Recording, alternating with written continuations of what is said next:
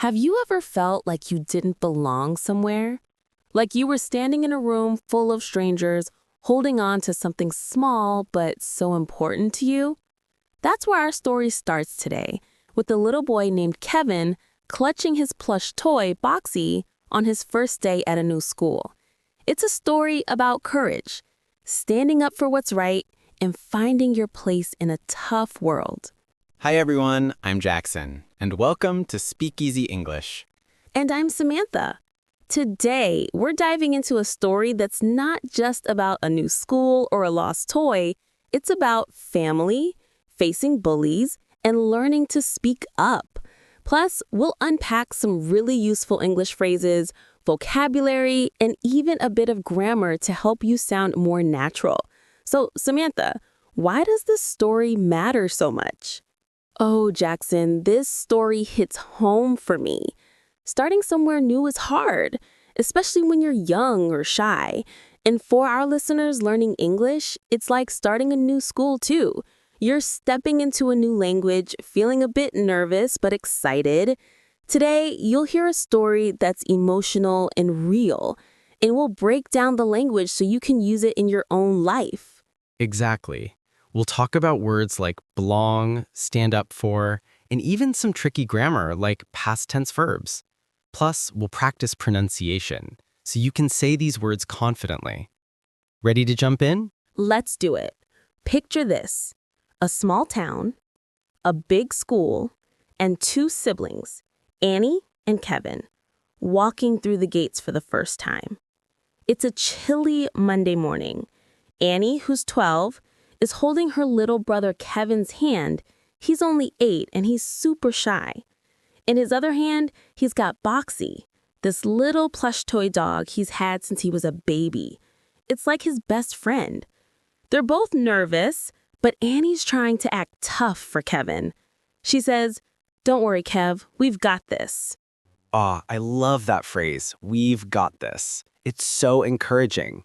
Samantha, can you explain it for our listeners? Sure. "We've got this" means we can handle it, or we're in control.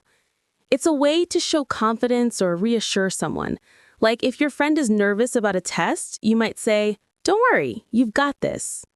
Want to try saying it, Jackson? All right, let's do it. Repeat after me, listeners. We've got this. We've got this. Nice. It's got that upbeat, positive vibe. So, what happens next in the story? Well, they walk into the school and it's overwhelming. Kids are laughing, running around, and the hallways are so loud. Kevin's holding Boxy even tighter now. Their first class is English, and the teacher seems nice, but then these two girls, the principal's daughters, Chloe and Mia, start whispering and pointing at Kevin. One of them says, "What's with the baby toy?" Oof, that's harsh. "What's with" is such a common phrase, right? It's like asking, "What's the deal with?" or "Why's that happening?" Can you break it down, Samantha? Totally. "What's with" is informal and a bit curious or judgmental. Like, "What's with all the noise?" or "What's with that weird shirt?" It's great for casual conversation. Let's practice. Repeat after me. "What's with the baby toy?" Good. Try it again, a bit slower. "What's with the baby toy?" Nice one. I can feel Kevin's embarrassment already. Poor kid. So, how does he react? He's crushed. His face turns red and he stuffs Boxy into his backpack, trying to hide it. Annie notices and gets mad. She whispers to Kevin, "Ignore them. You don't have to change for anyone." That's such a big sister moment, right? Totally. And that phrase, "you don't have to change for anyone," is so powerful. It's like saying, be yourself, no matter what. Should we talk about the grammar here? That phrase uses have to, which is about obligation. Can you explain it? Good catch, Jackson. Have to means something is necessary or required. But when you say don't have to, it means it's not necessary. So Annie's telling Kevin, you don't need to change who you are to please those girls. Let's try it. Repeat after me. You don't have to change for anyone. Again, you don't have to change for anyone. Love that. It's such a good message for learners, too. You don't have to be perfect to speak English. Just be yourself and keep practicing. So, does it get better for Kevin and Annie? Not yet. At lunch, things get worse. Kevin's sitting alone and Boxy falls out of his bag. Chloe grabs it and tosses it to Mia, laughing. They say, "Oh, look, the baby lost his toy." Annie runs over, shouting, "Give it back!" Oh, no. That's classic bullying. But give it back is such a useful phrase, though. It's direct and clear. Like, if someone takes your phone, you'd say, "Give it back." Want to practice that one? Let's do it. Repeat after me. Give it back. One more time with some attitude. Give it back. Perfect. You sound like Annie defending her brother. So, Annie snatches Boxy from Mia and hands it back to Kevin.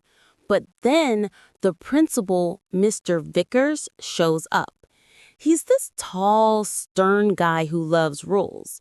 He sees Boxy and says, "Toys are a distraction. They're banned from school." Kevin's eyes fill with tears, and Annie's furious. She says, "That's not fair. It's just a toy." Whoa! That's not fair is such a common phrase when you're upset about a rule or situation. Like if your boss gives someone else a day off, but not you, you might say, "That's not fair." Samantha, what's the grammar behind it? Great question. "That's not fair" uses that's, which is short for that is. It's a simple way to state an opinion or fact.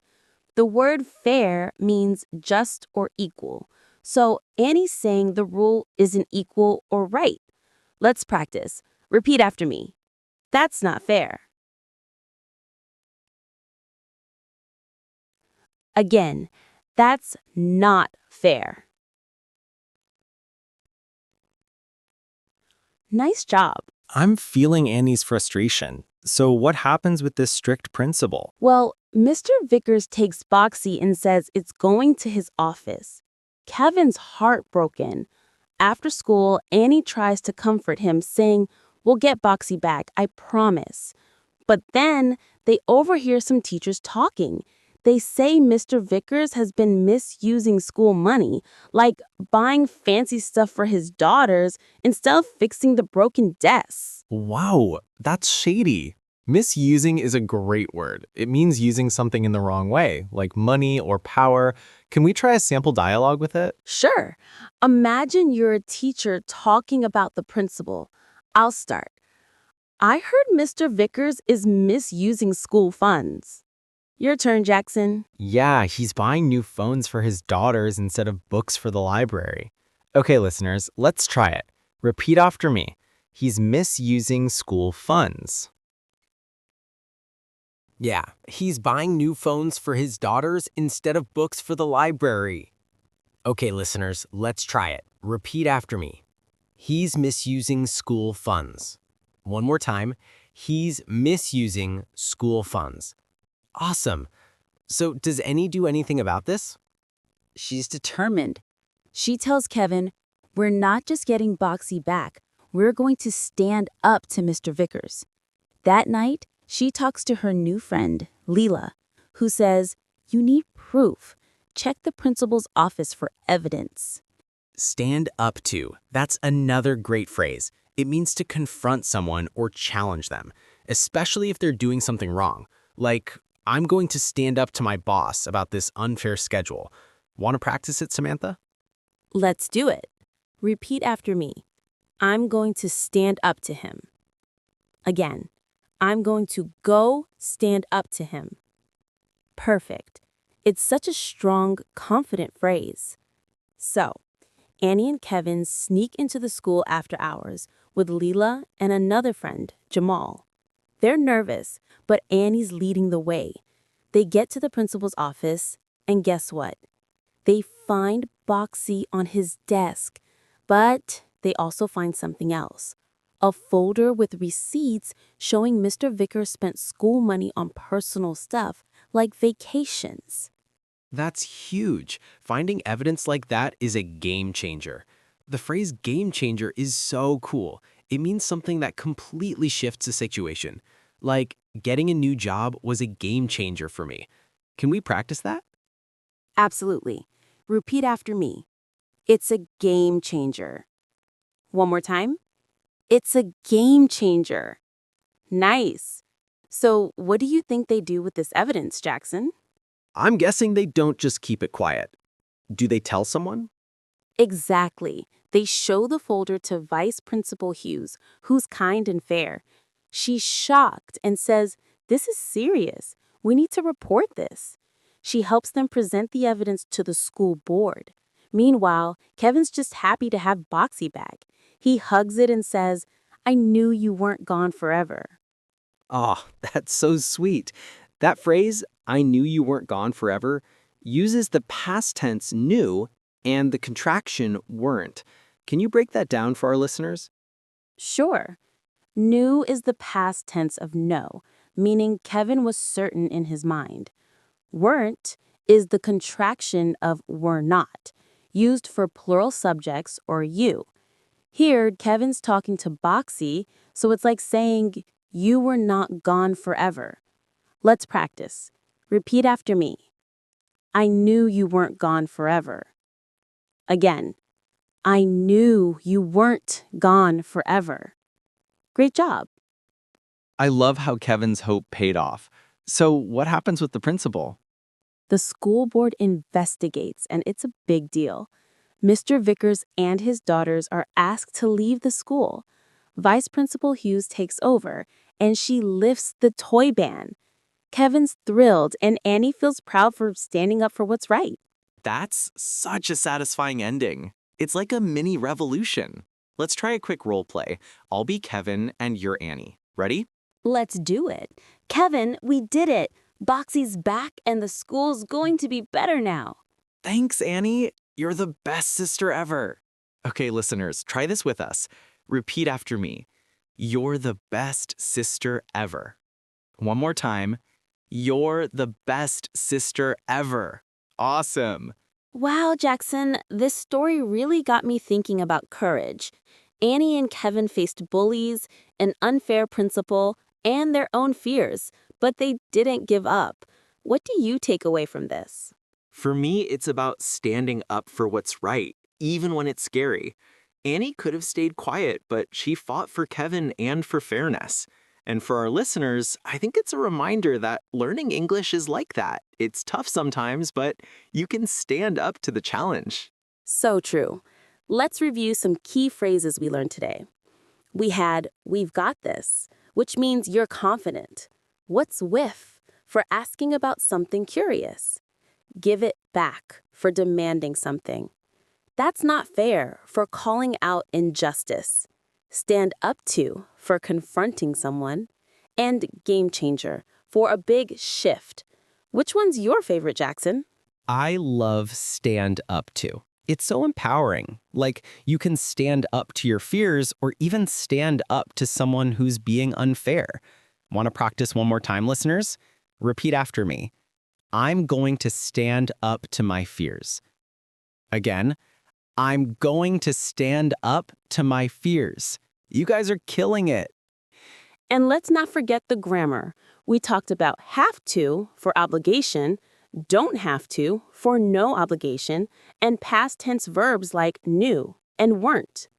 These are so useful in everyday English. Jackson, any tips for using past tense? Yeah, just practice telling stories, like talk about your day yesterday. I went to the store. I saw my friend. It helps you get comfortable with verbs like went or saw. Try it at home, listeners. Tell a short story about yesterday in English. That's a great tip. This story also reminds us that little things like Kevin's toy can mean so much. It's okay to hold on to what makes you feel safe while you face big challenges. Well, Jackson, this story of Annie and Kevin really touched my heart. It's about finding courage, protecting the people you love, and making a difference. I hope our listeners feel inspired to stand up in their own lives and to keep practicing their English. Absolutely. Today, we learned phrases to express confidence, call out unfairness, and confront challenges. Plus, we practiced past tense and some natural pronunciation. Keep using these in your conversations, and you'll sound more fluent in no time. And if you enjoyed this story, make sure to hit subscribe and support our channel, Speak Easy English, for more stories that inspire, teach, and connect. Thanks for joining us, everyone. See you next time. Keep speaking, keep learning, and keep being yourself.